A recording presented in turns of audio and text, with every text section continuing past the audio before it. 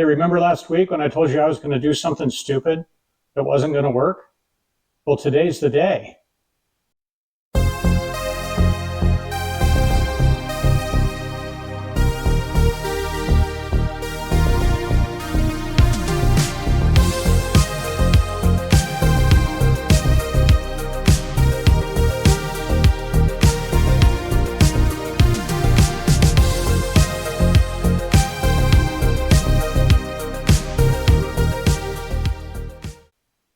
So about a dozen or so years ago, I built a waste oil heater from scratch, from junk laying around the shop. The stand that it was on was actually half of a transmission, and the main body of the unit was actually just a big Freon bottle. After some tweaking and tuning, it worked really well. I also watch a lot of YouTube, and I've seen a lot of people try to use a little Chinese diesel heater to burn waste oil. Some of them don't last very long at all, and then some of them last a little longer.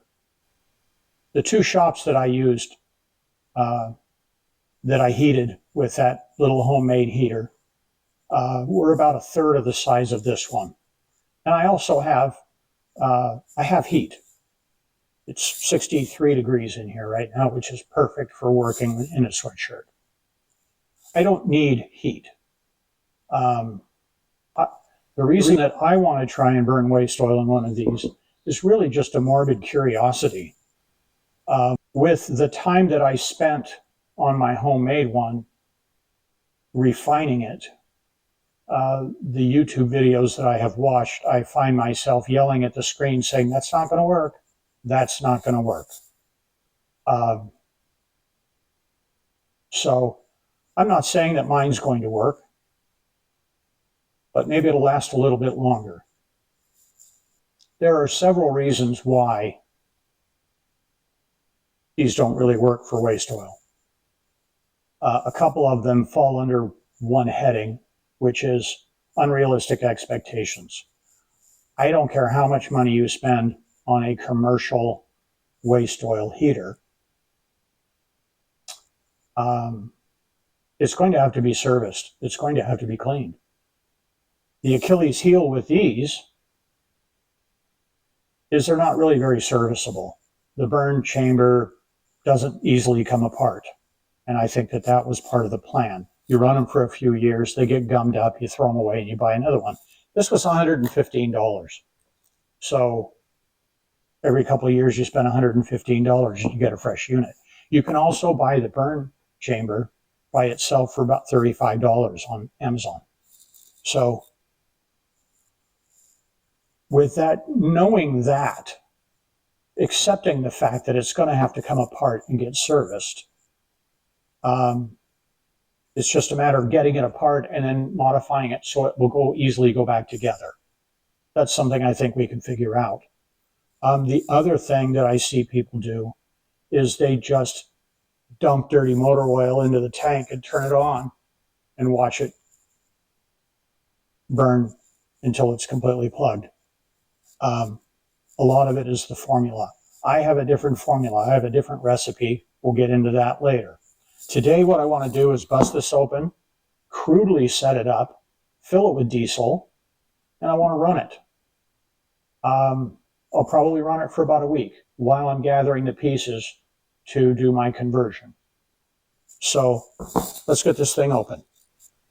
So before I bust this open, I found the burn chamber for the one that I built.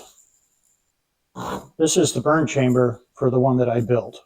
This thing has been cherry red hundreds and hundreds and hundreds of times. And what I did was I filled it full of bolts.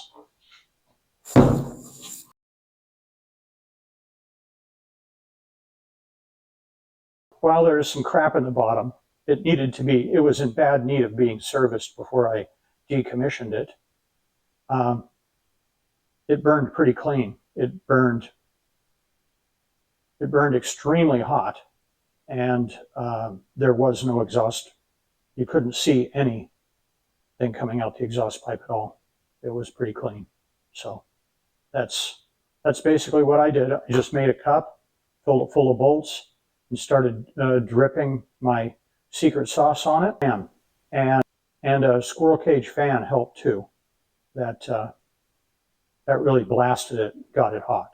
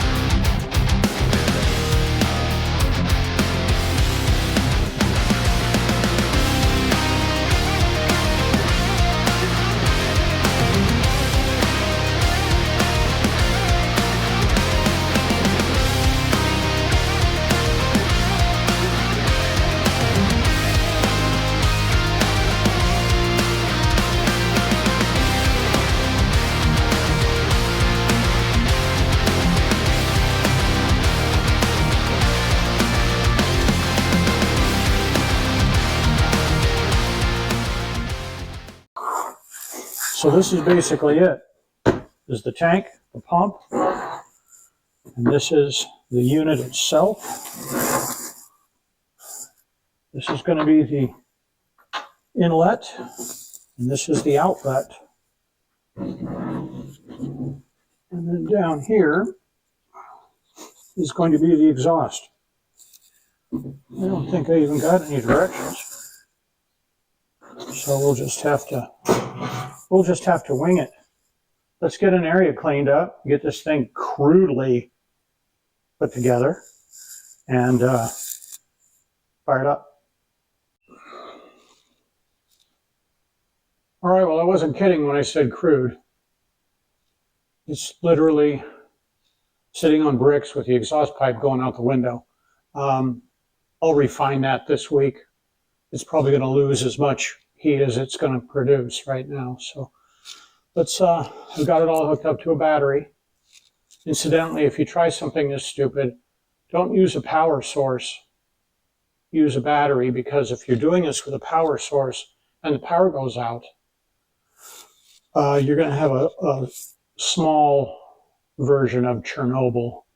The whole thing is going to melt.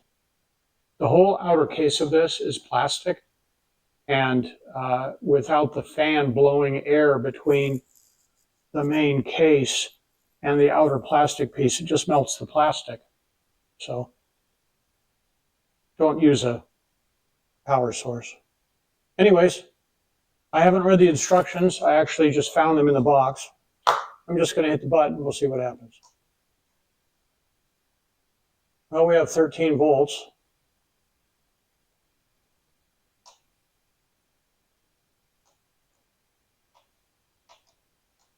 Let's just randomly hit buttons. I don't know what that means.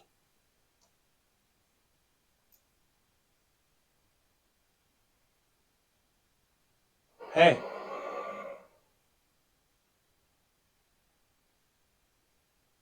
Okay. That's a fan.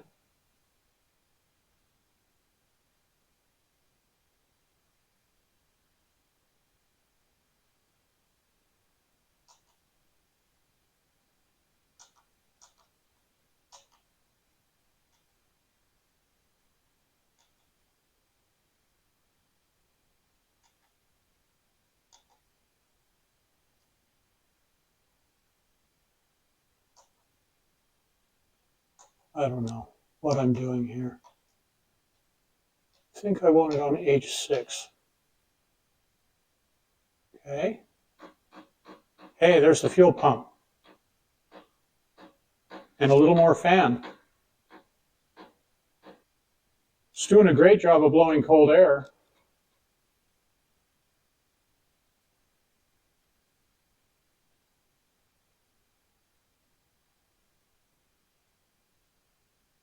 Maybe I was supposed to prime it. I have no idea. Am I hearing something? I think I just heard something light. Maybe. Picking up.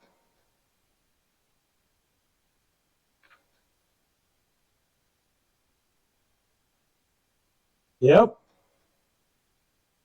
Here we go.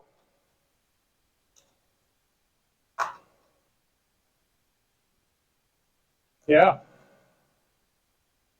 It's getting warm. All right. I'm going to let it run like this for the rest of the day. I'll probably run it like this while I'm gathering up the rest of the pieces. And we'll do the transformation next week. I'm just going to make sure it works for a week.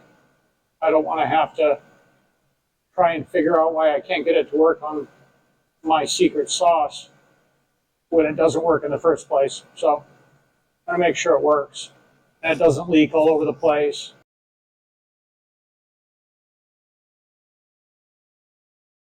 Doesn't poison me, blow up. But yeah, that's putting out heat, a lot of heat.